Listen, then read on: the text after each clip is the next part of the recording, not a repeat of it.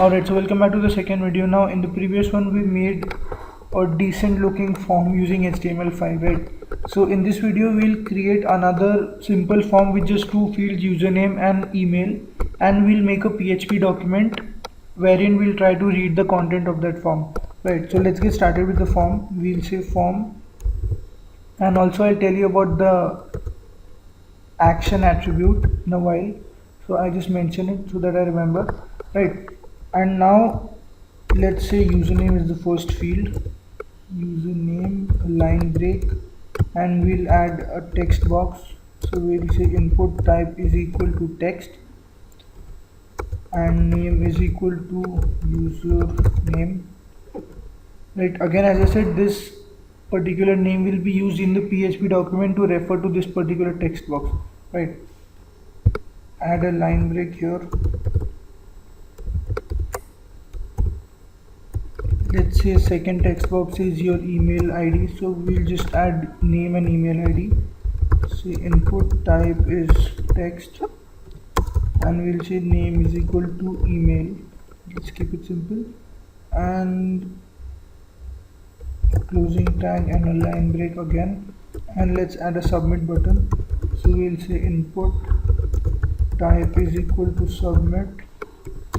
The value of the text on the button should be submit, and the name of the button is also submit, right?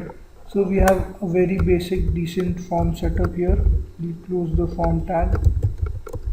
Alright, so that is how we make a simple form, right? So let's quickly see how this form looks in the browser.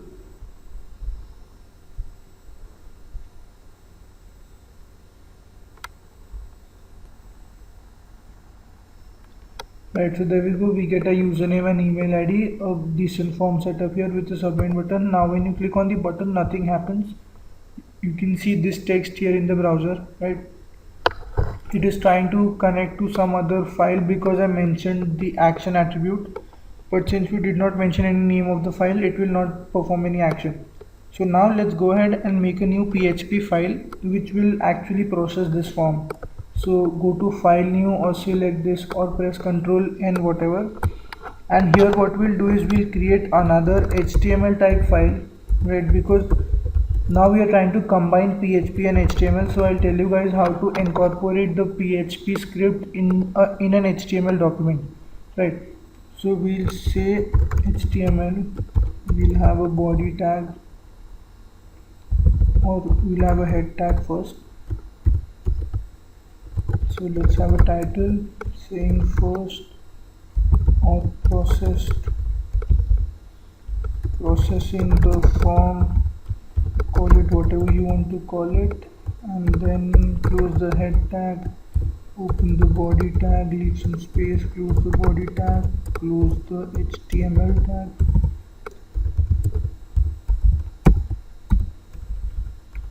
There we go. So we have our basic HTML syntax setup, and I'm going to save it as form.php. Yes, right. So we have saved another HTML document but with a PHP extension. So what this basically tells the browser is that there is some PHP code in this particular file, right? So let's go ahead and add the PHP code for processing the form. Now there are two ways to get a data from another HTML document or a form, right? So we made a form here. We have two values, username and email ID. There are two ways to transfer this particular data into another document on the server, right? So one is called the get method and one is called the post method. Now there is a difference between the two. In the get method, it is private, right? It is not shared with anything else. But in the post method, what happens is that it appears on the URL bar. So as you can see, this thing is the get method, right? Everything appears in the URL bar. On the other hand, in the post method, nothing will be visible here. You will not be able to find out whatever content it is, right? So since this is a form, we need to maintain some privacy, so we'll be using the post method, right? So the syntax of both of them is something like this. First we'll say welcome, or heading, not, let's say has 3, and we'll say welcome, And now what we'll do is we'll try to display the details.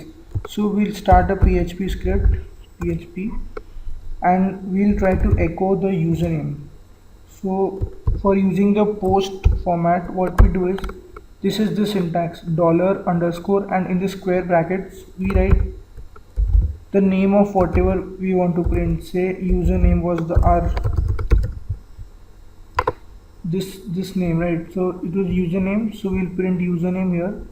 And to specify which method it is, we'll say post just outside the square bracket, and obviously everything ends with a semicolon and a question mark and a greater than symbol, right? So this is a script. This will basically use the username and print it here. Now let's mention that we are displaying your username, so we'll say your user name is, and we'll display this, right? Now this can also be done in a paragraph, but just for the sake of explaining, I was right. So this is a proper valid HTML tag, right? So this is how you incorporate the PHP script in an HTML document, right? So now let's go ahead and add the action button. Now in the action we need to add a file name, so we'll say form.php because we saved it with the name form.php, right? So what we need to do is we need to make sure that both these files are in the same folder, right? That is only when this file will be called automatically. If it is in a different folder, you need to mention the entire path. As you can see, I users upkeep desktop form.php, something like that, right? So since in our case it is in the same folder, we don't need to worry about it, so we'll just call it form.php. Now another thing is the email ID, so let's go ahead and add the email ID thing here as well. So what we'll do is we'll use a post method or a get method for this one. So we'll say your email ID is,